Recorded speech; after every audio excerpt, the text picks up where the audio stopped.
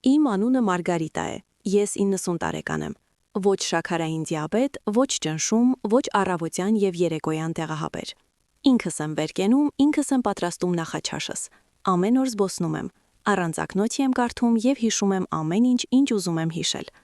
Ոմանք ասում են հաջողություն է, ոմանք հավանաբար լավ գենետիկա, իսկ ես միշտ ասում եմ մի բան,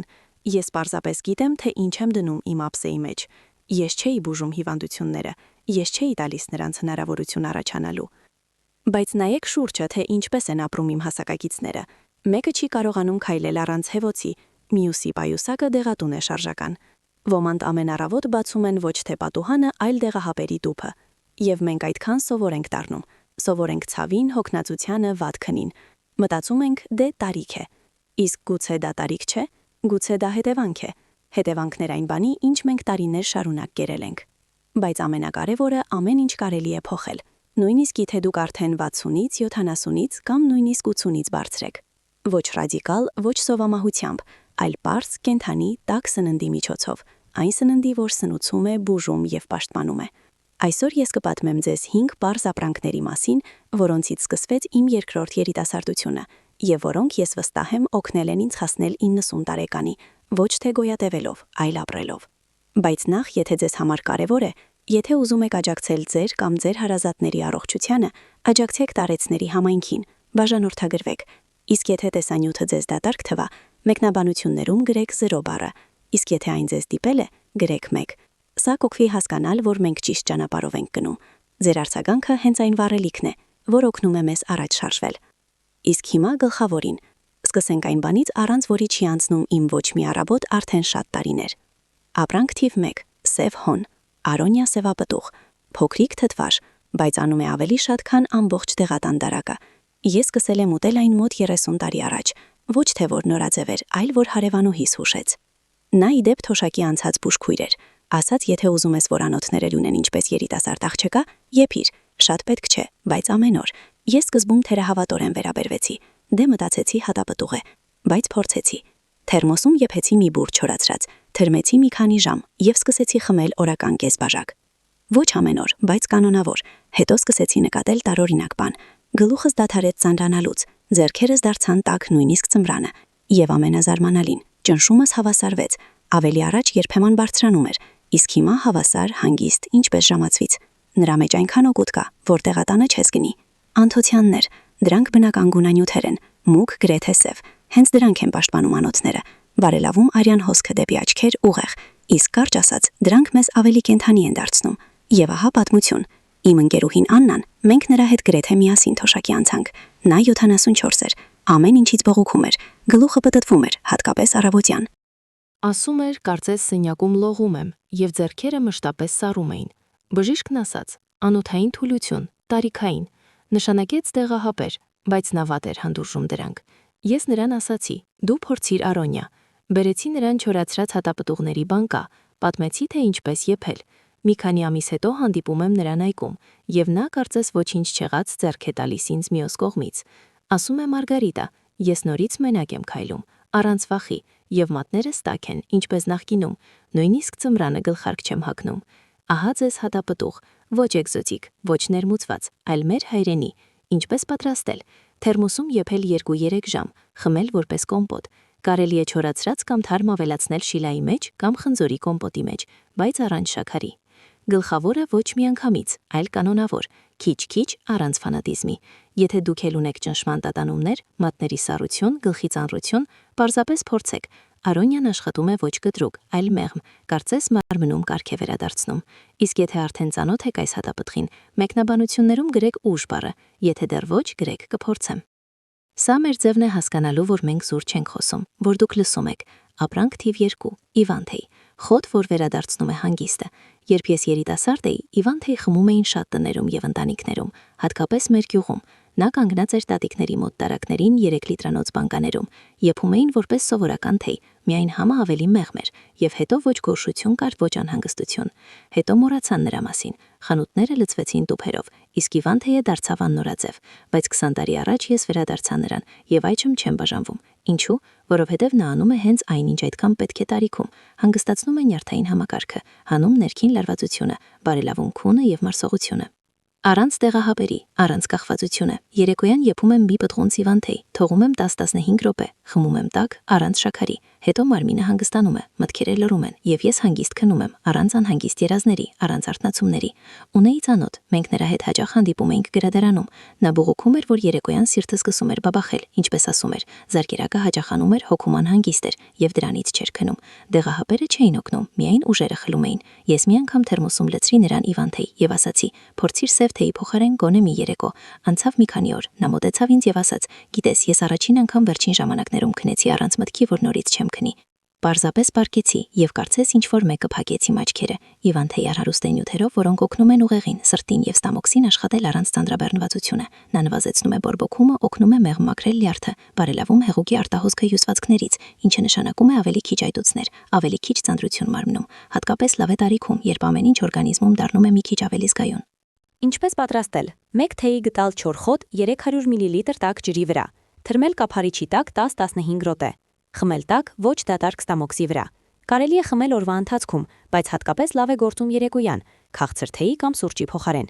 Եթե սիրում եք հանգիստը, եթե ուզում եք հանգիստ քնել եւ արթնանալ པարզ գլխով, փորձեք։ Իսկ եթե Իվանթեյին արդեն կա ձեր խոհանոցում, մեկնաբանություններում գրեք հանգիստություն։ Եթե միայն պատրաստվում եք, գրեք կնշեմ երեկոն։ Թող սա լինի առաջին քայլը դեպի երգին հավասարակշռություն։ Ապրանք թիվ 3. Հնդկացորենի շիլա։ Պարզ, էժան եւ ինչպես պարզվեց երկարատև։ Եթե հարցնեք ինձ, թե ինչ է ամենաշատը ուտում իմ կյանքում, ես չեմ տատանվի, կասեմ հնդկացորեն։ Ոչ որ դիետա է, ոչ որ նորաձև է, այլ որ ես դրանով եմ մեծացել։ Եվ որքան մեծանում էի, այնքան ավելի էի հասկանում, թե որքան ուժեղ սնունդ է սա։ Երբ ես 60 տարեկան դարձա, սկսվեցին խնդիրներ շաքարի հետ։ Հետո թուլություն ուտելուց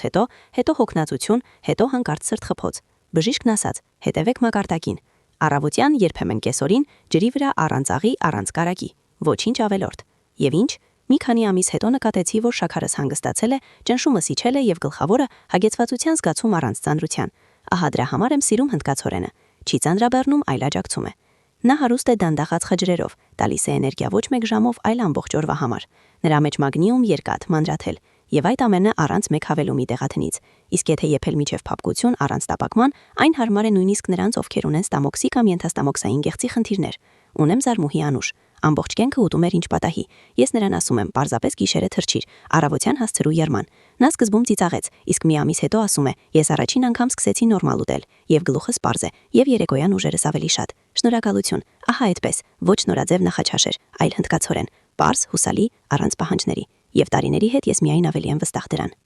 Ինչպես պատրաստել։ 1-2-ի հարաբերությամբ։ 1 բաժակ հնդկացորեն, 2 բաժակ ջուր։ Եփել թույլ կրակի վրա 15-20 րոպե։ Առանց կարագի, աղի։ Կարելի է ավելացնել մի քիչ ծեթ եփելուց հետո։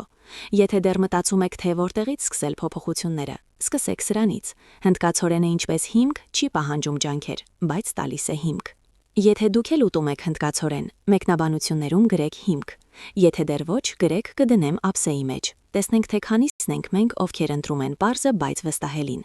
Ապրանք թիվ 4. Ծովային կաղամբ, լամինարիա։ Նրա մեջ 7-ը ոչ պակաս է, քան դեղատանը, բայց սա միայն սկիզբն է։ Ես առաջին անգամ փորձեցի այն 40 տարեկանում։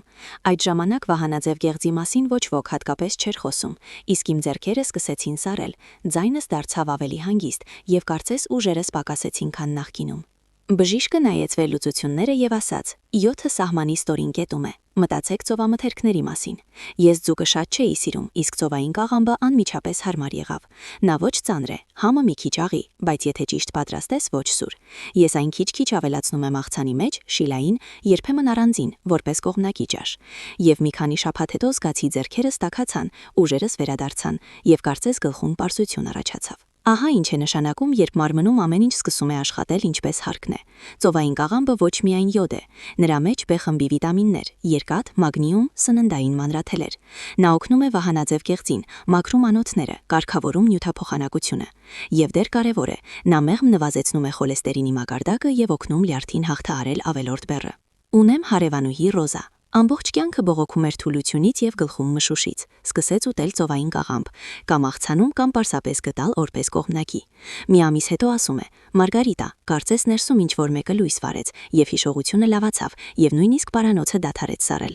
Ահա այդպես է աշխատում սնունդը, եթե չբարդացնես, բայց կարևոր է։ Մի գնեք բանկայինը քացախով եւ շաքարով, այն միայն վնաս է տալիս։ Ավելի լավ չորացրած լամինարիան թրջել ջրում մի քանի ժամ, լվանալ եւ ավելացնել մի քիչ ձեթ կամ որակյալ սառեցրած առանց հավելումների։ Ինչպես օգտագործել։ Աղցանում գազարով, հնդկացորենով եւ հացճակնդեղով, առանձին որպես կողմնակի, 1-2 ճաշի գտալ կամ նույնիսկ ավելացնել բանջարեղենային ապուրի մեջ եփման վերջում։ Եթե նախկինում ծովային կաղամբից խուսափում էիք, միշտ ապեք հրաժարվել, տվեք նրան հնարավորություն, իսկ եթե արդեն ուտում եք, մեկնաբանություններում գրեք յոդ, եթե միայն պատրաստվում եք փորձել, գրեք ներառում եմ։ Տեսնենք, թե քանիսն ենք մեր մեջ, ովքեր հոգ են տանում վահանաձև գեղձի եւ անոթների մասին ոչ տեղահաբերով, այլ պարզ սննդի գտալով։ Ապրանք թիվ 5. թթու կաղամբ։